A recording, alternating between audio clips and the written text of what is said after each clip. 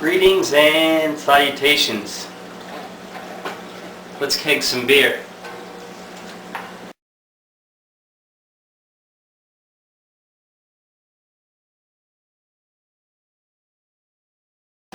Alright, so we got a Cornelius keg right there, a CO2 tank right here. I've already sanitized the inside of the Cornelius keg. So let's go get some beer, siphon, and an elevated platform from which we can siphon the beer out of our carboy. Alright, so here's our beer, and in my hand over here is our siphon. So what we're going to do, let's see if we can get a little bit more in the frame here. This should be good.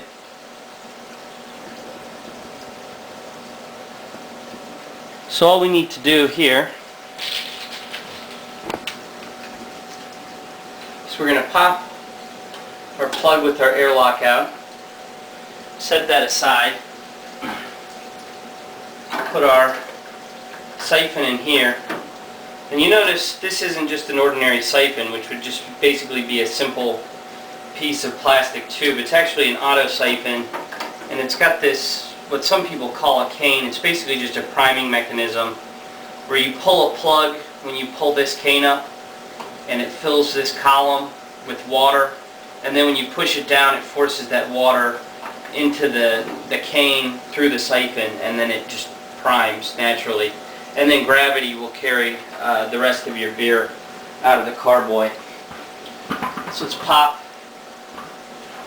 the lid on this Cornelius keg. Oh, we got a little bit of pressure in there. There's no air vent on this. Usually on pin lock kegs or ball lock kegs there's a airlock. This is a pin lock that's been retrofitted to ball lock, so there's no relief valve. So you can just press that pop it in with your finger and it functions almost the same as a relief valve. Once the pressure's been released, you can remove the lid. We'll put our siphon in there, prime the siphon, and now we just wait for our keg to fill. Alright, so we're waiting for our keg to fill with beer. You can see a female maroon clown. Here's her diminutive husband over there. In the foreground, hiding behind that rock, is a yellow tang. There he goes. Comes out again. We can pan around. This is a 156-gallon saltwater aquarium. It used to be a coral reef tank, and it's been laid up in storage. I've had a lot of the inhabitants in a small 55-gallon aquarium at my work in the meantime while I've been moving into this house. So I'm just now getting the tank set up over here, and you can see it's pretty barren, just a lot of rock work.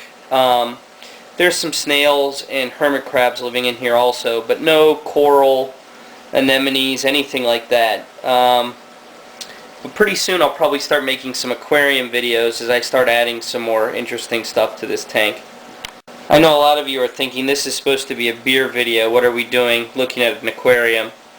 Maybe you're not interested, maybe you are. I don't know. This is just what's going on in my world right now. One of the reasons I didn't do a homebrew Wednesday video. I've been working on my fish tank. It's a lot of plumbing and electrical work I had to do to get this thing set up, and I'm working with limited space. But check out, there's my bar right there. So got a fish tank right next to my bar. Pretty sweet. Okay, so we got almost everything out of the keg. There's a little bit of scum on the bottom, so I didn't siphon like that last quarter inch of beer out of the bottom. And so now what we want to do is we want to put the lid back on the keg. And this can be a little tricky, especially with these older reconditioned kegs. They can be kind of beat up. You just want to make sure you have a nice, fresh, new gasket. And sometimes it helps if you put a little bit of lube on the gasket, or just dip it in some water or run it under the sink to get it a little moist. Maybe warm water makes it more supple. But you want to get it in here like that. It's oval shaped. And then you want to really make sure that it seals flush.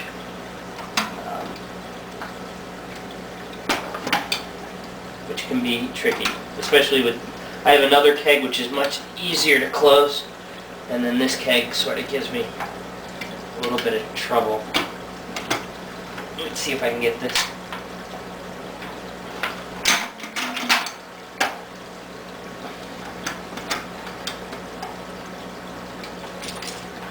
There we go.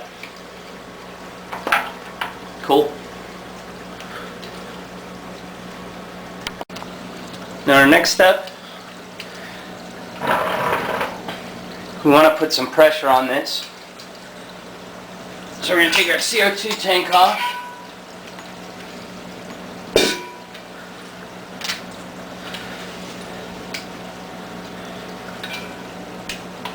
We're going to connect our gas line, open the valve, and we're going to turn our regulator up. And we want to do this partly because it helps seal the keg.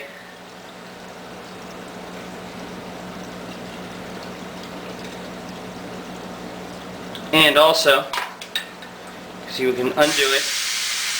And now we're forcing air and mostly oxygen. We want to force any atmospheric air that has oxygen. Make sure those posts are tight.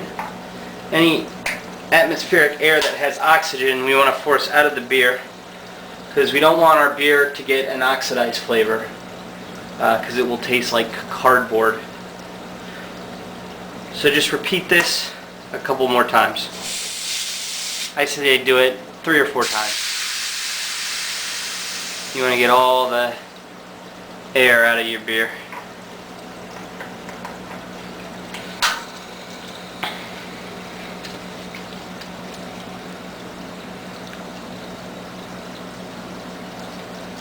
Alright, so now we've forced most of the air out of the keg. We've replaced the little headspace in the keg with CO2. Next we're going to work on forced carbonating. Now I've got my regulator set at 30 psi. Other people do this different ways, but for me, the way I like to do it, 30 psi is the magic number. We're going to hook our gas line to our gas post.